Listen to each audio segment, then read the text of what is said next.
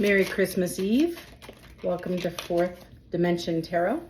If you found me, this was meant for you. Let's see what our spirit guides have to say for the collective on this beautiful Christmas Eve day. So far on the table, we have the star. The star means opportunities. Somebody might see you as the star, fulfillment, wish fulfillment. Next on the table is a 9 of Wands. It's usually the warrior who's done, who is almost done. It's not quite the 10 of Wands, but it is definitely somebody who has carried their weight, fought the good fight, not quite ready to give up, but they are tired. Next on the table is the Wheel of Fortune. Wheel of Fortune is the strength to start new cycles. It's the ending of one and the beginning of a new. So that makes sense right next to the 9 of Wands. And next to that is the Justice card. Moving on to the second row, Page of Swords, Ace of Wands,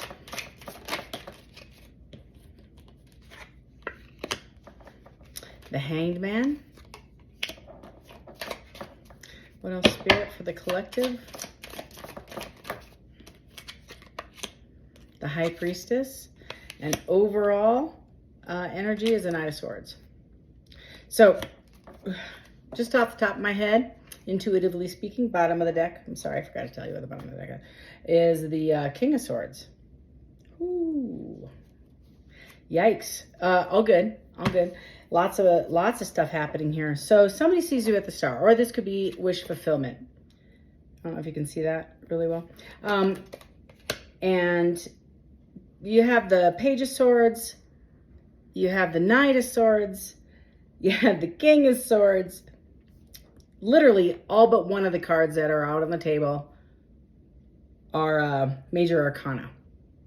Major Arcanas are significant pivots in the timeline, in the story, and what it's showing is that this is a pivotal time right now for you or whomever this is for. With the 9 of Wands next to the Wheel of Fortune, somebody isn't, this is my gut again, somebody's almost done. The 10 of Swords is done. I am done. I'm dropping the wands, not the swords. The wands, I am done carrying the burden. 9 is I'm almost done. I'm almost through it. It's been a hard and long road. I'm persevering. And people are trying to, like, I got one more mile, right, on the marathon. That's kind of what this card makes me believe. And the fact is that they don't really want to give up on this, and they don't want to have the wheel of fortune end. They don't want to have the wheel turn into a new cycle. There's some fear there, but there's justice. Justice is the overarching vibe on this row. And when you get to the Justice card, it's the balance. I don't know if you can see this. It's kind of an older card, but you can see the scales there, and it's divine justice, and it's the scales balancing. It has to be equalized. That's the universe. The whole thing about our karmic cycle, or our just anybody's cycle, but whether it's karmic or not, is that the scales have to balance. If it is karmic, it will balance, because that's the way they say karma's a bitch. That's what they mean, is that somebody gave too much or overgave or overloved or whatever, and the other party took advantage of that, maybe, or took way more advantage, and karma comes out to play and to balance the scales. So that's the Justice card. So in the first row is somebody sees the situation of the relationship as their wish fulfillment, and they either don't want to let the cycle turn, or they don't want the Wheel of Fortune to turn, and they know that justice has to come in. The Page of Swords is an honest conversation, and it can be a little angry. It's a direct conversation. It can come off as a bit what's the word I'm looking? Aggressive. So it's energetic, it's talkative, it's eager, it's curious. It's somebody who wants to know, how you been? What's been going on? What's happened in your world? Tell me all about it. Somebody you probably haven't talked to for a while, that either you closed a cycle with, or you're looking to close the cycle with, or it's been a while since you talked to them and they're just not willing to close that. Next one is Ace of Wands. Somebody who still has a very passionate, they think very fondly of you, find you very cute, have a lot of passion. So they want to make sure that they want to know how you're doing, which puts us into the next card, which is The hangman. Hangman is looking at the situation from a different angle. It's pondering. It's usually deep in thought, you know, and they have to look at it a different perspective. And then the last one is using intuition, the high priestess. They see somebody as spiritual, as intuitive, and usually I find the high priestess is usually when you're trusting your own counsel versus somebody else's. So if this is somebody who historically went with, you know, what did their friends say, the back and forth, what do you think? I don't know. What do you think? Blah, blah, blah. Everybody's got an opinion. And that makes me think of they don't really care what their friends say anymore. They don't really want to know what they don't trust their friends because they're living off the intuition. They're in their head a little bit about this and their feelings. The next one is Knight of Swords. The Knight is on the horse, if you can see that. He's coming in. He's coming in, or she, or whomever, however you resonate. It says you are strong, energetic, and ready to take on the world. But it's a passion. It's a passionate, and swords again, communication, honesty. And you have the King of Swords.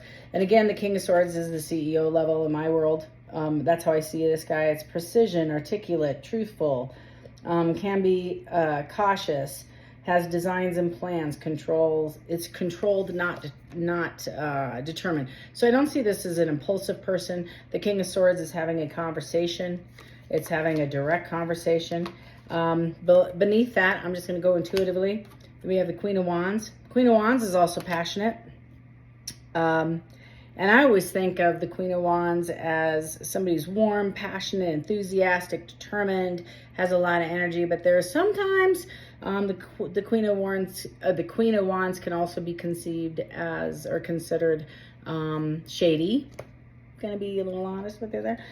Beneath that is we have, is that the 5? Yeah, the 5 of Wands, and it's conflict. You can see these folks fighting, and there's a little bit of chaos, and it can be challenging. Next one is the Hermit in reverse, and the Hermit usually is somebody who sits and looks at all the situation, and they're trying to get their feet right. They're looking at the next few steps of what they need to do.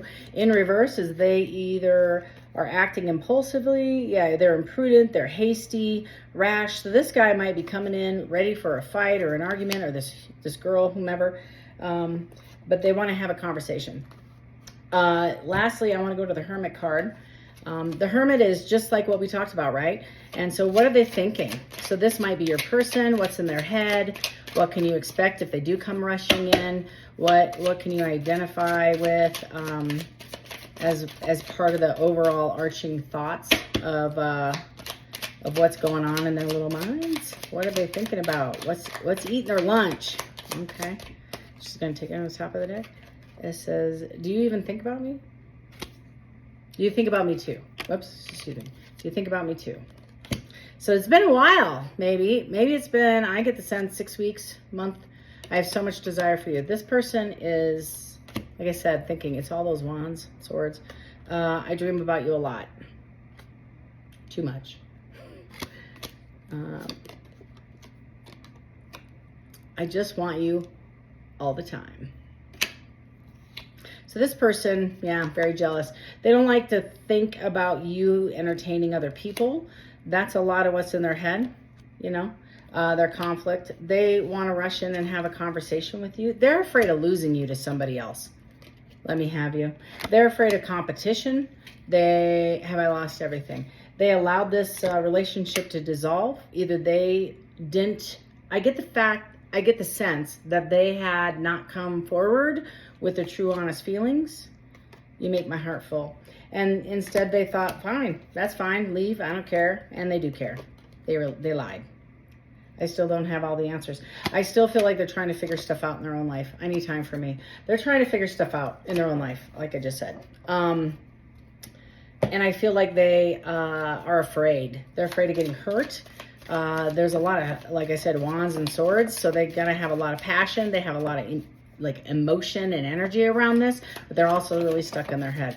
Lastly, I want to just throw a couple of these out because I would love to hear what Spirit has to say. This is from Island Time Wellness. These are one of my favorite little tarot cards. They just kind of put icing. It's always like the icing on the cake, right? To flip them if nothing comes out. Okay. First one is karmic relationship. So this says fleeting triggers, turmoil, resentment, lessons, letting go, and loving you. So what Spirit is telling me from this reading is anything that comes in passionately, either they're ending a karmic cycle or they don't know if you're a karmic cycle, or you might see them as a karmic cycle. But I get that there's triggers that are making them run away, right? And karmic means usually recycling until we figure out the lesson. And there's a pull. There's sometimes a pull to this relationship. So as you pull away, they might follow. It's that energetic pull that we talk about, the chaser runner factor. The golden mirror, self-absorbed, narcissistic, one-sided relationship, love bombing. So somebody who's running in, trying to make things happen. Woo, I love you now. Didn't yesterday, or didn't tell you about it yesterday, even though I've loved you forever. That might not be the guy that, or woman that you might want to entertain with. Chaser is codependent relationship, fear of abandonment issues. So again, goes back to those swords, right? They want to have a truth. And then stabbed in the back, heartbreak, pain, separation, deception, shocking attack. So I get the sense that either the karmic has stabbed this person in the back previously and they're reluctant to come in out of fear of being hurt again, or in this relationship, when you left, right, it created a feeling like they were stabbed in the back, which triggered them from their past and they don't want to get hurt again. There's a lot happening here. Mirroring each other, self-image, relationships reflect our own wounds, introspection. So it goes back to, I need time about me. I need time for me. They need to figure out what they want. You need to figure out how to love you in spite of this relationship. And if you feel alone, sad, what's the word I'm looking for? Oh, like a hole is in your chest. That's the best way to put it. We might have to evaluate, or you might want to evaluate how you receive validation. If validation comes from other people or if it comes from within. I spoke about this in a previous reading, but when I have to fill everybody's cup, including my boo, my partner, whomever that I'm with, then it doesn't become requited. It's an unrequited relationship, and it becomes tethered and very heavy for one person to carry when you can't even fill your own some days. So right now, yeah, we got some issues, and it just validates it. So the 3 cards that came out is karma. On the bottom of the deck is karma. We just talked about this. The whole reading's been about karma. Is consequences, cause and effect, and debts. Next card is rejection, abandoned, dismissed, irrational fear. We just talked about irrational fear. I can't make it up. I'm telling you. So when I'm looking at rejection, right? I believe rejection is the universe or God's protection. Some people see rejection as you don't approve of me. You don't validate me. Something with me is a problem with you, or you don't like me, blah, blah, blah. And the reality, that's ego. We don't care. Ego is not your ego. Stop.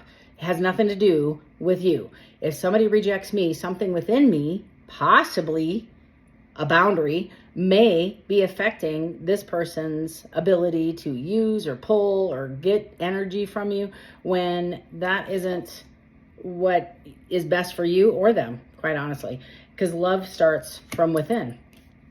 They do love you. This is like the 5th card. I'm telling you, whatever you did, girl, like golden pea, I'm saying. So we have, sorry, above 18, thank you. We have longing, craving, aching, wanting. This person, and it is, the karmic is, and I talked a lot about that hole. It's a God-sized hole, right? But we try to fill it with stuff. We need name brand shit on our body, brand new cars in the driveway. We got to compete with the Joneses that are in bankruptcy and cheating on each other down the street. We don't give a shit. But this is an inside job. If I'm looking outside to have that fulfilled, no, there's nothing wrong with passion. I'm saying to fulfill me. If I need that to make me feel good about me, then the problem's with me. I need to do some self-love, which goes back to influences, attachment, third parties, and peer. I'm looking for acceptance and approval from everybody to make me feel complete. Double check yourself. If you're attracting this kind of energy, you're mirroring that you need this in some way, shape, or form. Love you all. Lastly, I'm going back to this one too, Goldmere.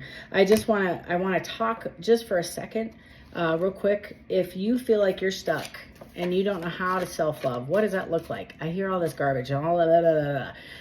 The reality is everybody needs a Sherpa.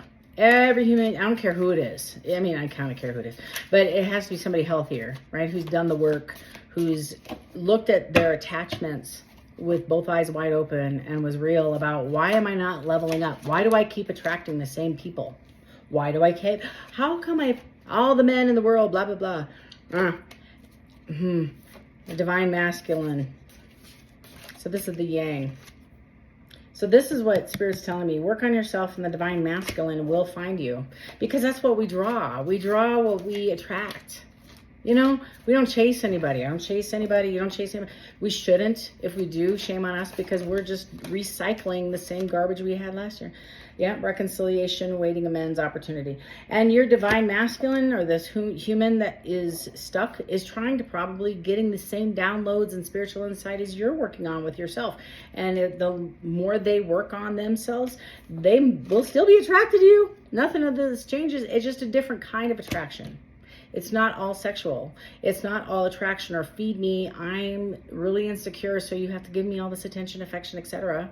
I can do that myself, thank you. And we can enjoy and share, and I can pour into you and you can pour into me, into our cups, an equal amount of balance. We can share, we can enjoy our lives together versus be codependent. Last, releasing, letting go, moving on. That doesn't necessarily mean letting go of the human, letting go of the past expectations. It is not their job to fill and fulfill me, or to define me, or to validate me. I can let go of some of this. Maybe it's toxic expectations of other people. Lastly is nourish. Look at that.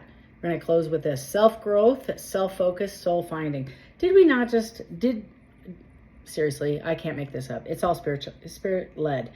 I feel like 2024, if it's going to be about us individually, as a whole, as a collective, one-on-one, it starts with identifying everything that is a barrier to my future self. The highest version, the highest vibrating version of me. What does that look like? And what is between now and then? What's my barrier? What do I have to work on? And starting there. And sometimes you need a Sherpa. My email's connected to this. I don't know how. I'm sorry I'm not IT tech. If you knew me, you'd laugh really loud because you're like, yeah, she ain't. But reach out to me if you have any questions or if I can be of any service. Otherwise, I'm going to ask you to spend 10 minutes by yourself every single day, valuing something about you, starting to do something that you love to do, whether it's working out, painting, writing, journaling, crafts, arts, whatever. Pour into you. Don't make yourself last on your to-do list. Put yourself first for once. Put yourself on the calendar, on your own calendar. Start there. Love and light, my friends.